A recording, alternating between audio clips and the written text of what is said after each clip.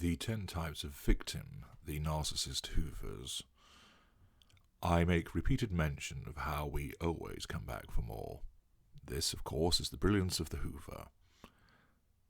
Some people struggle to comprehend that we will always keep returning for more fuel if the opportunity arises. Why would we not? We love fuel. We love your fuel. After all, if you are the primary source, that is why you were chosen. And even better, we love the hoover fuel that you provide. The hoover serves many functions. First and foremost, it provides us with fuel. It is also a means of exerting control, seeing how the land lies for potential further machinations, a means of preventing you from moving forward, a means of hindering your understanding, a method of reinforcing our perceived superiority, dominance and omnipotence. It serves these functions and many more. Hoovers take place throughout the dance with our kind, but most possibly associate them with the aftermath, the period following escape, or, more likely, disengagement. When we look at the hoover in such a scenario, when we come back, we do so for one of the following 3 reasons. Firstly, to draw you back into the formal relationship again, so that the whole narcissistic cycle can begin once more. 2, possibly to hurt you. We don't want the formal relationship again, but we want to remind you of how worthless we regard you, and thus we aim to hurt you through this form of hoover and draw negative fuel. Or thirdly, to draw some positive fuel. It may be a drop, or it may be lashings of it.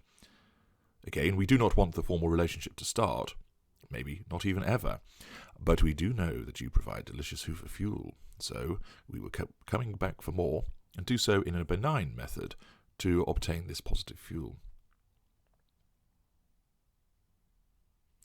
We do not do enough to recommence the formal relationship, but we certainly extract some fuel from you. It may be a text, it may be a telephone call or personal visit, but it is passing. It may only take a moment or an afternoon, but it is temporary, and then having extracted the fuel, we will withdraw again, although we may well appear at some later stage, and the formal relationship does not commence once more. It is this third manoeuvre, which is a benign follow-up hoover, which often confuses people. You can understand why we might hoover you to start the formal relationship again. You can understand, in a way, lashing out at you and being nasty, because, after all, we are grade A bastards, aren't we? However, why make the effort to gain some fuel and then withdraw again? It may be because we have a reliable primary source and, indeed, a good fuel matrix in place, but cannot resist a slurp of your hoover fuel. It may happen because circumstance makes it too good to not do it. There are several factors, but one of the chief factors is the role in which you are allocated post-escape or post-disengagement. The application of a benign follow-up hoover, which does not seek the restoration of the formal relationship, relies on you conforming to a particular role and the fuel which flows from it. There are many different roles which can be assigned to you at this point, but here are 10 of them. 1. The wish you well. Whenever we hoover you, you ask, with your well-known decency, how we are faring. You ask about our progress work-wise, our health, and about all other matters. You do so with that goodness of heart and nature for which you, as an empathic person, is famed, and, whilst there is no torrent of raging emotion, your kindness and compassion still fuel us. You may well have largely moved on from us, but because you are an honest and decent person, you are unable to sever all ties, and, as a consequence of any engagement with us, you will still wish us well. You know not to go back, but you cannot help some form of engagement, and you always want to hear that we are doing good, and that you can accordingly wish us well. Number 2, the Optimist. This contact gives you hope that there might be a return to the golden period. You do not push it, since you know how this can cause us to react, but you are receptive to our advance, pleased, no, delighted to hear from us, and you engage with enthusiasm, trying to keep your pulsating heart under control. You see each time we drop by as the possibility that this time we sweep you into our arms and take you back once more. Each time you are disappointed, but this does not dim your hope and optimism. Perhaps next time will be the time. 3. The guilty. You feel bad that the relationship did not work out, and you blame yourself as much, if not more, than us for its demise. Your state as a love devotee means that you still believe that love will conquer all, and you spend your time apologizing for what you did that was wrong, and for that which you did not do right. Of course, we do nothing to cause you to think any different, enjoying your self-flagellation, which always rises to the surface whenever we happen to hoover you. 4. The navel gazer.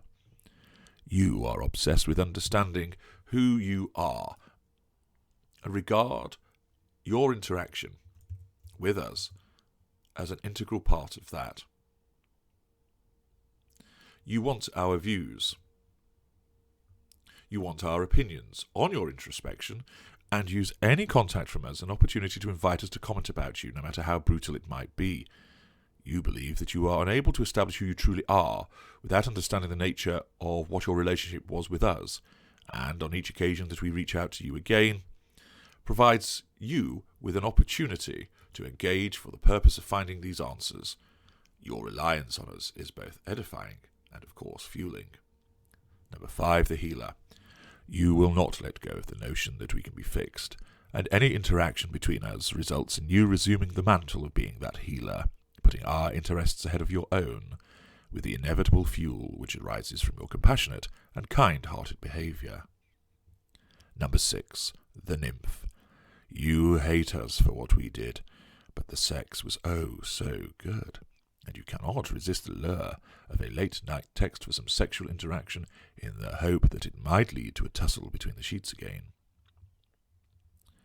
You maintain that all you want is sexual gratification, and adopting this stance is a form of payback for us, but your engaging with us through sexting and flirtation provides us with the hoover fuel that we want.